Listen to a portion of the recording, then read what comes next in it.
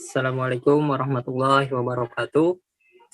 Pada kesempatan kali ini, kami dari kelompok 3 atas nama kelompok Marjuni, Muhammad Hafizi, dan Sahrul Raji akan mempresentasikan review artikel jurnal dan evaluasi desain antarmuka pengguna. Adapun presentasi yang kami sembahkan ialah untuk memenuhi penilaian UTS mata kuliah Interaksi Manusia dan Komputer yang diampu oleh dosen Pak Aulia Khairan Syahidi, SPD MKOM. Oke, langsung saja masuk ke review jurnal pertama. Bisa di next. Ya, review jurnal aplikasi Augmented Reality Seluler. Adapun dari jurnal tersebut, adapun latar belakang dari jurnal tersebut diangkat ialah ada 3 poin yang saya tangkap. Yang pertama yaitu perlunya inovasi pembelajaran untuk menyongsong pembelajaran di era 5.0. Dalam jurnal tersebut, tim dari jurnal tersebut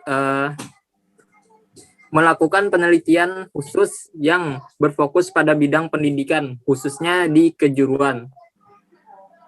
Pendidikan tersebut menyoroti permasalahan yang terjadi di Indonesia. Salah satu mata pembelajaran yaitu peralatan jaringan komputer untuk keahlian teknologi informasi dan komunikasi program di sekolah menengah kejuruan.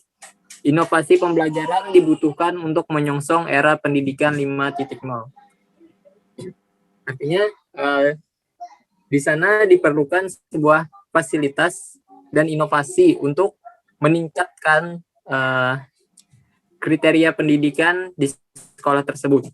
Adapun poin yang kedua ialah pembelajaran yang masih terpaku pada teori dan praktek. Adapun penjelasan dari jurnal, ditemukan dalam beberapa tahun terakhir dalam proses pembelajaran di perangkat jaringan komputer, menemukan bahwa komputer pembelajaran jaringan masih terfokus pada teori dan praktek. Pembelajaran berlangsung dengan menggunakan modul dan teks gambar. Kecenderungan yang terjadi adalah kurangnya semangat belajar. Artinya, jika pembelajaran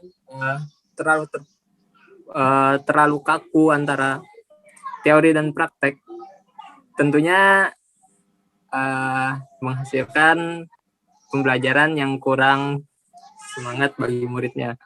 Oke, untuk poin ketiga, metode pembelajaran yang monoton. Adapun yang dijelaskan dari jurnal, penyebabnya adalah kurangnya pemahaman tentang topik perangkat jaringan komputer karena pembelajaran metode yang digunakan cenderung monoton, membosankan, dan tidak ada inovasi pembelajaran selanjutnya.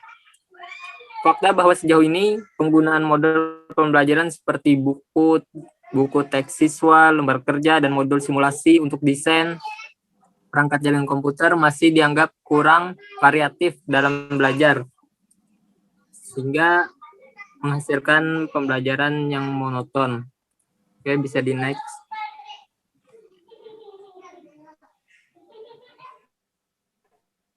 Selanjutnya adalah metode efektivitas pembelajaran. Penelitian ini bertujuan untuk memberikan solusi dalam pemecahan masalah dihadapi dengan mengembangkan aplikasi berbasis AR dengan banyak interaksi yang disebut AR Conde. Untuk memaksimalkan pembelajaran isi perangkat jaringan komputer dengan melibatkan 30 siswa dari salah satu SMK di Banjarmasin. Selanjutnya, dalam penelitian ini menggunakan one group, pre-test, dan post-test design yang terdiri dari 3 langkah, yaitu pra-test, intervensi dengan aplikasi AR Conde sebagai media pembelajaran perangkat jaringan komputer, dan yang terakhir adalah post-test untuk mengukur sejauh mana pemahaman para siswa dari tahap kedua yang sudah dijelaskan di tahap kedua tadi. Oke, bisa di next.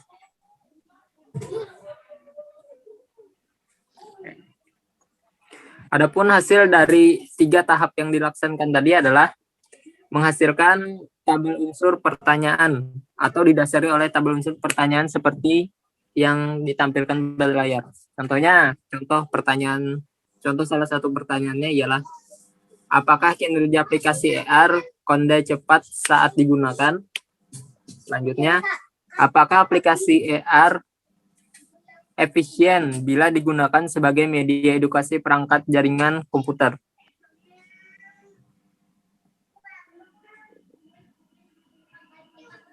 Dari tabel tersebut dibuat menjadi beberapa kategori, yaitu efisiensi, keteguhan, stimulasi, dan kebaruan. Oke, bisa di next.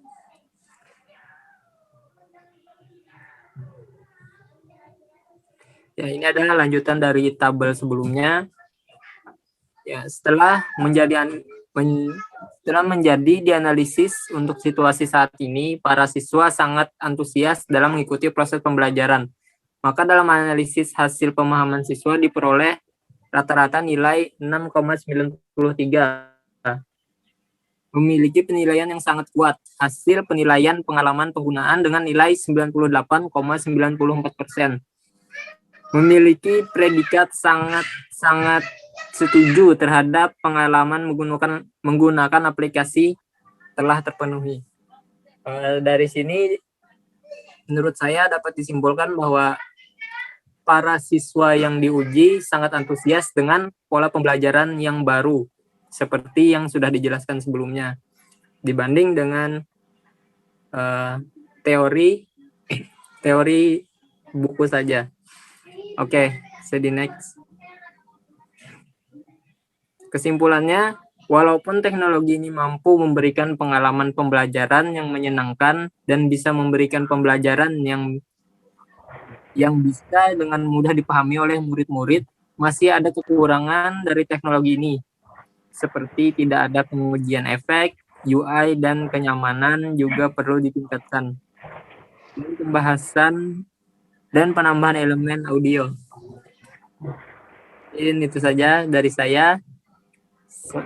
Untuk penjelasan selanjutnya akan dijelaskan oleh Syahrul Raji.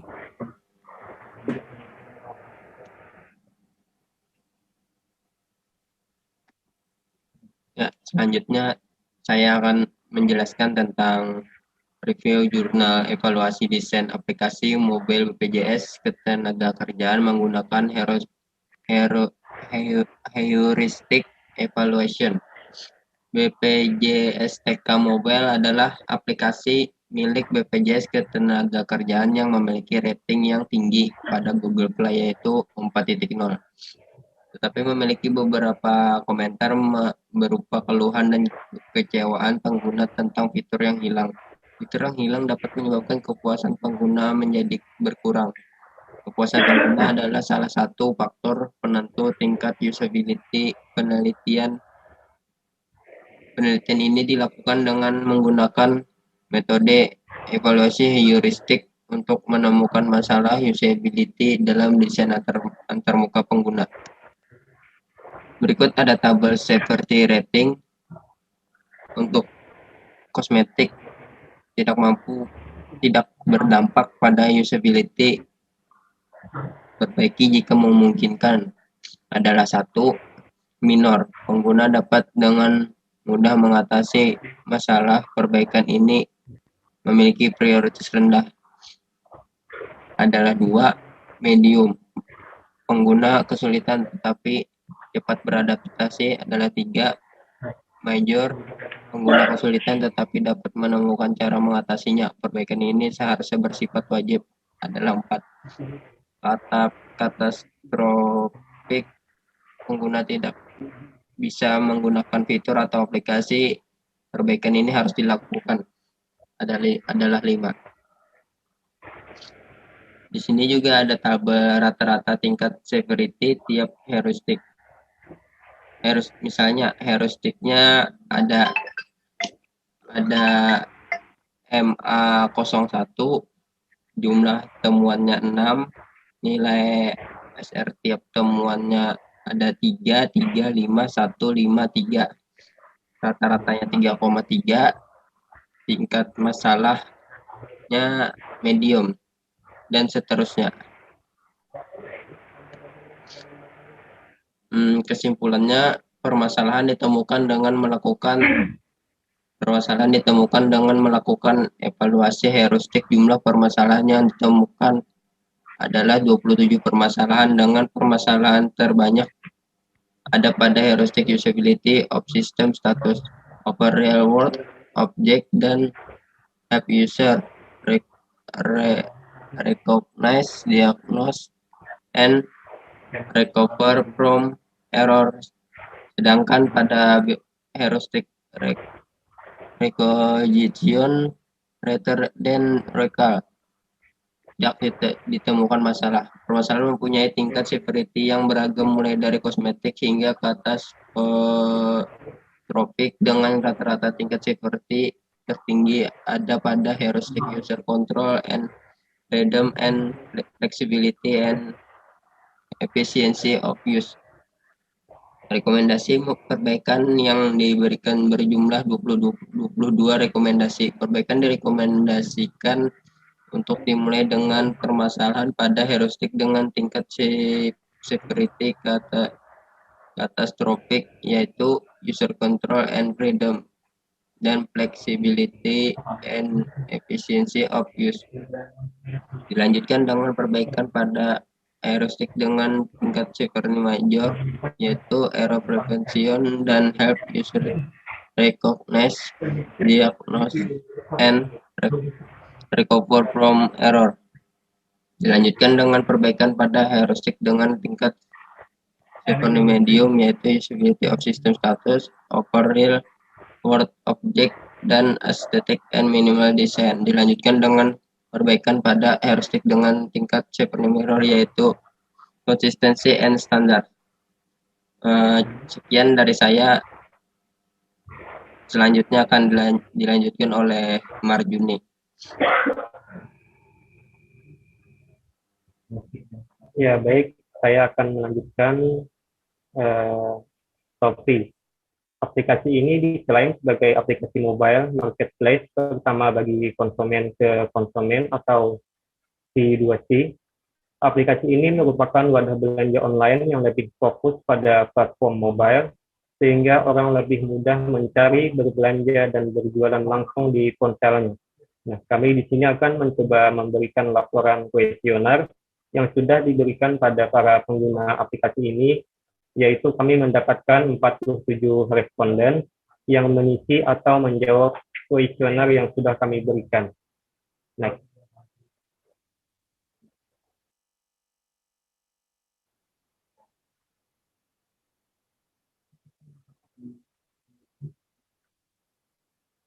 Ya, ini adalah data rekapitulasi data hasil kuesioner penggunaan aplikasi jual beli online, kali ini aplikasi Shopee. Yang pertama itu data responden, yaitu 1, umur.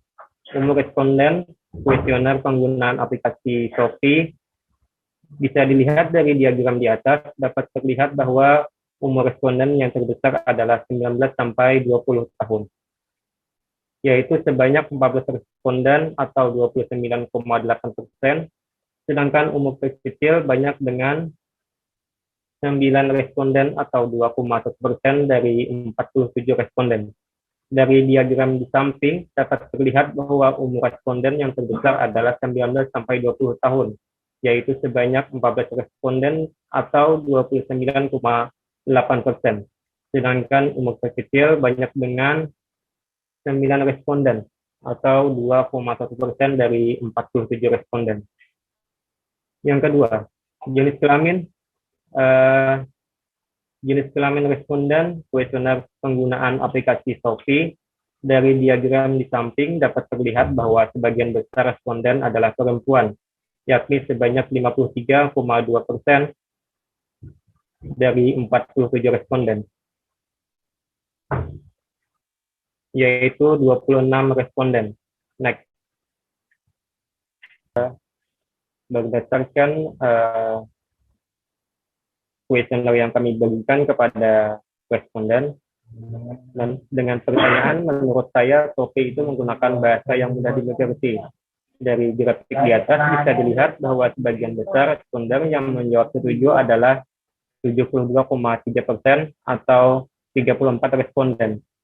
sangat setuju adalah 14,19%, atau 7 responden sisanya menjawab ragu-ragu yaitu 12,8%. Yang ketiga itu mengurangi beban ingatan user. Menurut saya, Shopee memberikan menu-menu pilihan. Dari grafik di atas bisa dilihat bahwa sebagian besar responden yang menjawab setuju adalah 70,2% atau sebanyak 32 responden. Sangat setuju adalah 19,1% atau 11 responden sisanya menjawab ragu-ragu yaitu 10,6%.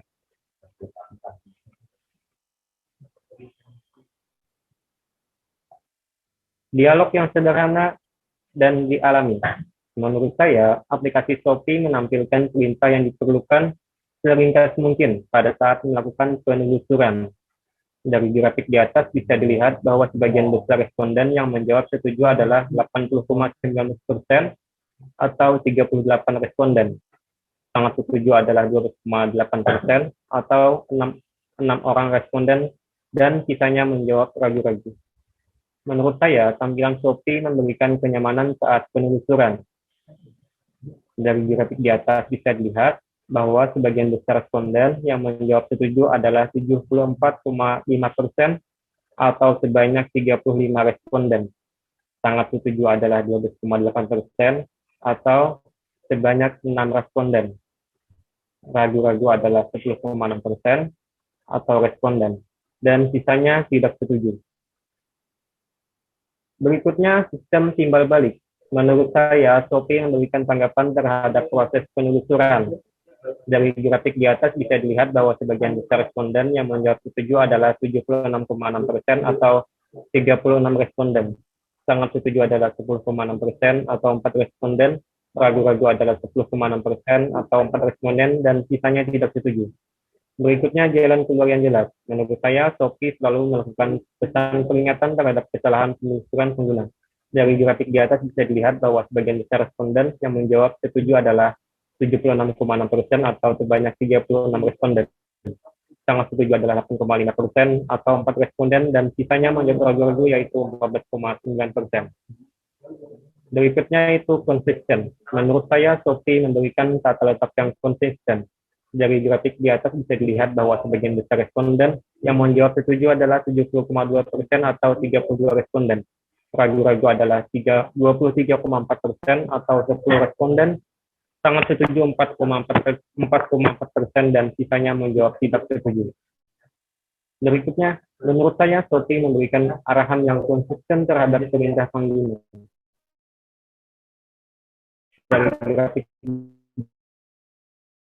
di atas bisa dilihat 8,1% atau sebanyak 32 responden. Sangat setuju adalah 19,1% atau 9 responden, dan sisanya menjawab ragu-ragu yaitu 12,8%. Menurut saya, Shopee memberikan pilihan pembatalan proses, edit, undo, dan logout. Dari grafik di atas bisa dilihat bahwa sebagian besar responden yang menjawab setuju adalah 74,5% atau 34 responden. Sangat setuju adalah 10,6% atau 6 responden, sisanya menjawab ragu-ragu yaitu 14,9%. Berikutnya jalan pintas. Menurut saya, Shopee memberikan akses cepat ke fitur-fitur tertentu.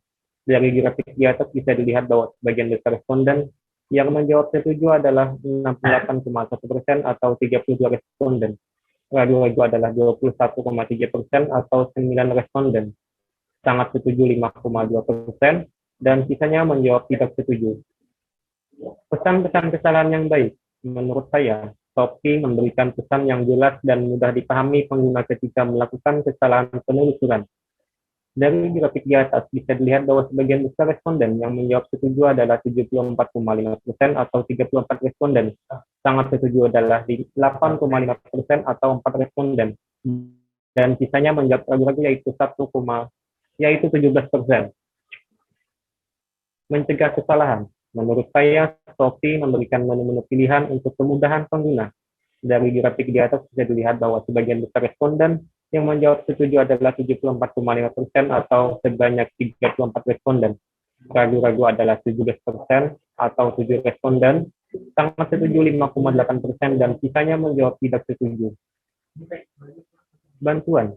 Menurut saya, Shopee menyediakan fitur bantuan. Dari grafik di atas bisa dilihat bahwa sebagian besar responden yang menjawab setuju adalah 78,7% atau sebanyak 37 responden.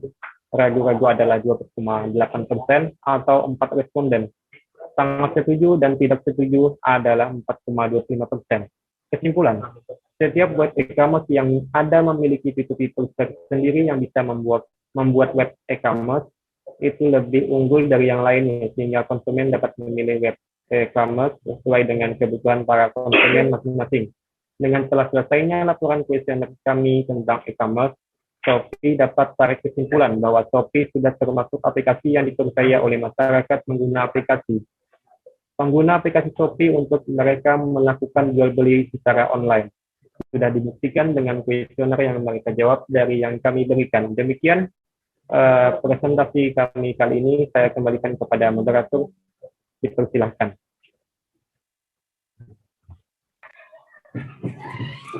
Ya, tadi adalah beberapa penjelasan yang sudah dijelaskan dari teman-teman saya dari beberapa jurnal. Mungkin itu saja yang dapat kami sampaikan. Salah hilaf mohon maaf. Wassalamualaikum warahmatullahi wabarakatuh.